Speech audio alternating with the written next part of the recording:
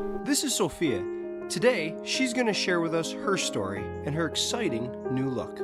We really appreciate that you're here to share with us what's been going on with your hair loss and exploring all the different options we have to offer you. My name is Sophia and I'm 31 years old, and I started losing my hair in clumps and patches when I was 13 years old. Nobody had an answer.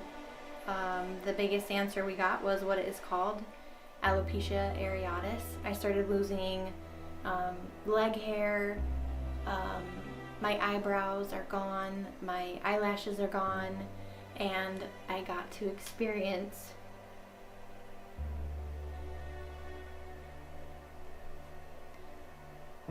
more the realness of being a woman and not having hair, and what society feels like it tells you from the time you are little that having long hair is feminine and like you're beautiful and gorgeous with long hair.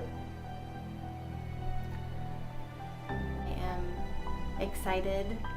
I am happy to walk this next phase and who I am as I decide if I want to wear hair or not.